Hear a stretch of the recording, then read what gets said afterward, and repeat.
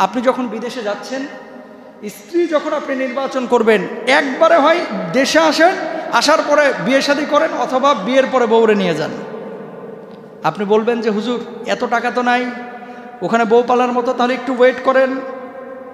যদি আপনার স্ত্রী ফিতনার মধ্যে জড়িয়ে পড়ে তখন আপনি কি করবেন? প্রথমত আপনি বিয়ে করবেন কেন? বিয়ে করবেন একটা পরিবার গড়ার জন্য, আল্লাহকে খুশি করার জন্য, নবীর সুন্নাহ মানার জন্য।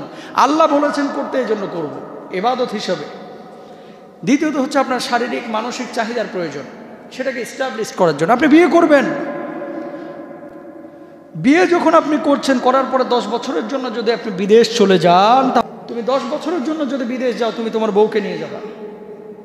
যদি তোমার বউরে নিতে না পারো, তাহলে প্রতি বছর অথবা 4 মাস অন্তর অন্তর তুমি দেশে আসবা। যদি সেটাও না পারো, তাহলে বউরে বোঝাও যে স্ত্রী তোমার জন্যই তো আমি গিয়েছি, একটু ভালো থাকার জন্য, টাকা ইনকাম করার জন্য, এক সময় চলে আসবো। এটা যদি আপনার স্ত্রী মেনে নেয়, আপনার জন্য বৈধ আছে। এই তিনটার কোনো একটা জায়গায় যদি স্ত্রীর সমস্যা হয়, স্ত্রী যদি বলে যে না 10 বছর তুমি থাকতে পারবে না, আপনার ওপরে আবশ্যক, ফরজ, ওয়াজিব যাই বলেন না কেন, স্ত্রীর সঙ্গ দেওয়া। সেটা বিদেশ যদি ছাড়তে হয়, আপনারা ছাড়তে হবে। অথবা আর একটা তরিকা আছে। তরিকাটা কি?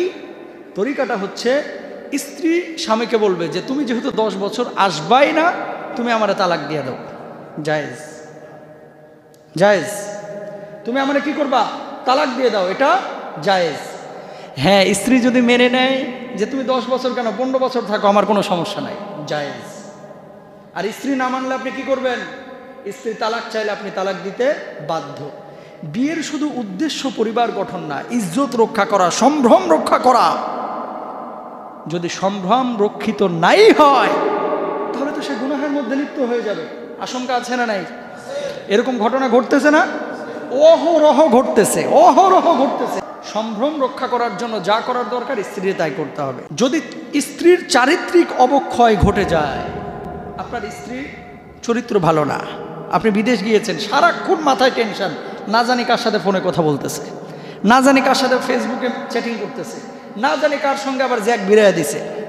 এরকম যদি মস্তিষ্কে মাথায় সারাক্ষণ কি করতে হবে, মানে চিন্তা চেতনা আসে, আপনার স্ত্রীকে আপনি স্পষ্ট বলেন যে তোমার কি এরকম স্বভাব আছে? স্ত্রী যদি বলে যে না আলহামদুলিল্লাহ আমি পবিত্র আছি, আলহামদুলিল্লাহ ভালো। আর যদি কোনো সিমটম বা আলামত পান যে আসলে সে অন্যদিকে মোড় নিচ্ছে, স্ত্রীকে আপনি সুযোগ দেন যে তুমি কি সংসার করবা নাকি সংসারটা ছেড়ে দেবা, ভেঙে ফেলবা। যদি স্ত্রী বলে যে না আমি সংসার করব না, আপনি তালাক দিতে পারেন, গুনাহ হবে না। কারণ কি? দেখেন, বিদেশে চাকরি বাকরি করা এটা কিন্তু হারাম না, এটা জায়েজ। দেশের জন্য অবদান রাখছেন, পরিবারের জন্য, নিজের জন্য অবদান রাখছেন, জায়েজ। কিন্তু যেই সিস্টেমে এখন পৃথিবী চলছে, এই সিস্টেমটার মানে প্রশ্ন আছে। কথা বুঝতে পেরেছেন? অনেক মানুষ যায় 10 বছর 15 বছর কোনো খবর থাকে না। আপনাকে বিয়ে করতে বলছে কেডা? আপনি যদি বউ কাছে রাখতেই না পারেন, তাহলে আপনার বিয়ে করার দরকার ছিল না।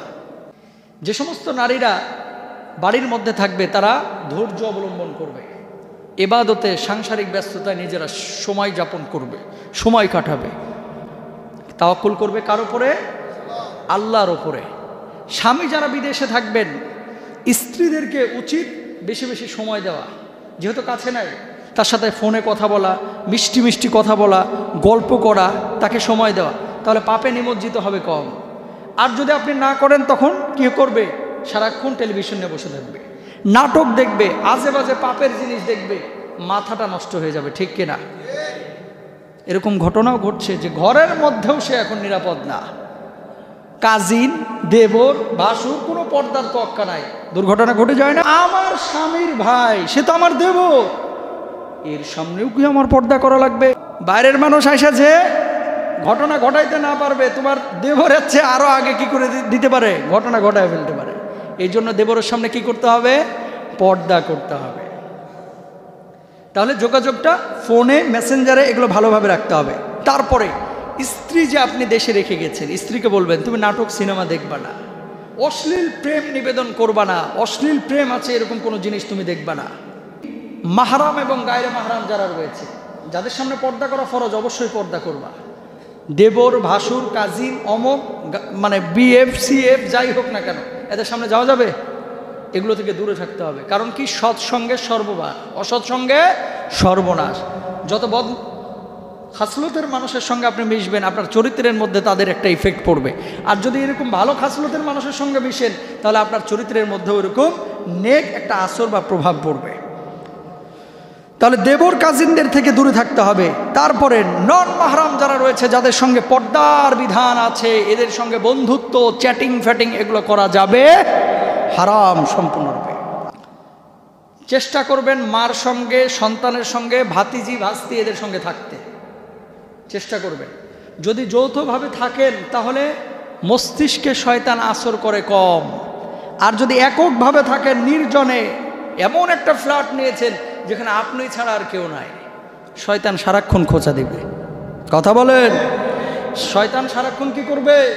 খোঁচা দেবে। এই জন্য নির্জনতা কি করবেন? পরিহার করবেন। নির্জনতা তখন অবলম্বন করবেন যখন আপনি ইবাদতে মশগুল। যদি ইবাদতে মশগুল না হতে পারেন, নির্জনতা পরিহার করেন। নির্জন যে যত থাকবে, পাপের আসক্ত হওয়ার সম্ভাবনা তার বেশি থাকবে। পর্দা করতে হবে। সাজসজ্জা, বডি স্প্রে, আতর, পারফিউম মেখে এই বিদেশি বউরা বাইর হবেন না। কিছু কিছু মহল্লা আছে, কিছু কিছু এলাকা আছে, জামাই যদি বিদেশে থাকে ওই মেয়েদের প্রতি পোলাপানের দৃষ্টিটা অন্যরকম থাকে। ফোন ফ্ল্যাক্সির দোকানে নাম্বার লেখা যায় না, নাম্বার লেখলেই উদা হয়ে যায়। কথা বুঝতে পেরেছেন? হাসতেছেন, বাস্তবতা এগুলো। এ সমস্ত জিনিস খেয়াল রাখতে হবে, না হলে বিপদে আপনিও পড়বেন, আপনার পরিবার পড়বে, আশপাশের মানুষগুলো পড়বে। সতর্ক করবেন, এগুলো করা যাবে না। আল্লাহর প্রদত্ত প্রতিদান কি? জান্নাত অথবা জাহান্নাম। প্রিয় ভাইরা, আবার জেনা ব্যভিচার কিন্তু সমাজের মধ্যে বেড়ে যাচ্ছে, বেড়ে যাচ্ছে। বিবাহ যখন সহজ হবে, জেনা ব্যভিচারের পথ তখন বন্ধ হয়ে যাবে। বিয়ে যখন কঠিন হয়ে যাবে, জেনা ব্যভিচারের পথটা তখন কি হয়ে যাবে? সহজ হয়ে যাবে। আজকে ক্যারিয়ার গড়তে গড়তে গড়তে গড়তে পোলাপান হয়ে যাচ্ছে বুড়ি, পোলাপান হয়ে যাচ্ছে বুড়া। ক্যারিয়ারের পেছনে মেহনত করতে করতে পোলাপান কি হয়ে যাচ্ছে? বুড়া। আর ক্যারিয়ারের পেছনে মেহনত করতে করতে আমাদের মা বোনরা অনেকে হয়ে যাচ্ছে বুড়ি। বিয়ে শাদির খবর নাই। বিয়ে শাদির সম্পর্ক ক্যারিয়ারের সঙ্গে নয়, বিয়ে শাদির সম্পর্ক হচ্ছে কিসের সঙ্গে? শরীরের সঙ্গে, মানসিকতার সঙ্গে, ক্যারিয়ারের সঙ্গে না, অর্থের সঙ্গে না। সুতরাং সময় থাকতে আপনাকে বিয়ের সিদ্ধান্ত নিতে হবে, অথবা বাচ্চা কাচ্চাকে বিয়ে করাতে হবে। যখন আপনি করাবেন লাভ আছে অনেক। আপনার বয়স যখন 60 বছর হবে, দেখবেন আপনার ছেলের ছেলে, নাতি নাতনি আছে না, এরাও দেখবেন যে অ্যাডাল্ট হয়ে গেছে। এবং এমনও বাংলাদেশে অনেক ঘটনা আছে, দেখবেন দাদাও কাজ করতেছে, ছেলেও কাজ করতেছে, নাতিও কাজ করতেছে, ইনকাম তিনজনে করতেছে। এরকম আছে না নাই? বহুত আছে, বহুত আছে। তো একটা ফ্যামিলিতে যদি এতগুলো মানুষ ইনকাম করে, ওই ফ্যামিলিতে সংকট তৈরি হতে পারে? বরং এই প্রজন্মটা যারা 40 বছরে আপনারা বিয়ে করতেছেন, 35 বছরে বিয়ে করতেছেন, দেখেন না সামনের সিচুয়েশনটা কি হয়। আজ থেকে 50 বছরের পরে বাংলাদেশে মনে হয় বৃদ্ধাশ্রম হবে, মনে করেন 1.5 লাখ। কথা বলেন? কারণ বাচ্চা দুইটা, একটা হলে তো আরো ভালো নাকি? এই যে নিয়ে রাখছে, একটা গেছে আমেরিকা, আর একটা গেছে কানাডা, আর বুড়া বুড়ি গুলশানে বসে বসে তসবি জপতেছে। দেখবে কে? মুরব্বীরা নাতি নাতনি নিয়ে যে মজা করে, আনন্দ করে, সময় কাটায়, এই সময় কি কাটাইতে পারবে? তার টেক কেয়ার করবে কে? খালি টাকা দিলে, বান্ডিল দিলেই কি সেবা হয়ে যায়? হয় না। এগুলো খেয়াল রাখতে হবে প্রিয় ভাইরা। আপনি জান্নাতে যাবেন না জাহান্নামে যাবেন, আপনার সিদ্ধান্ত আপনাকে নিতে হবে। যদি আপনি আপনার সংসার করে জান্নাতে যেতে চান, তাহলে আপনাকে সেভাবেই সংসার করতে হবে। স্বামীর খেদমত করতে হবে, লজ্জাস্থানের হেফাজত করতে হবে, স্বামী যেভাবে বলবে সেভাবে চলতে হবে।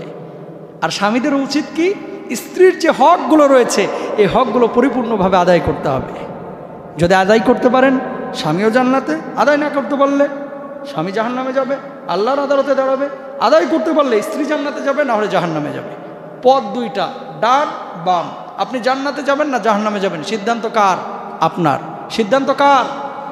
আপনার।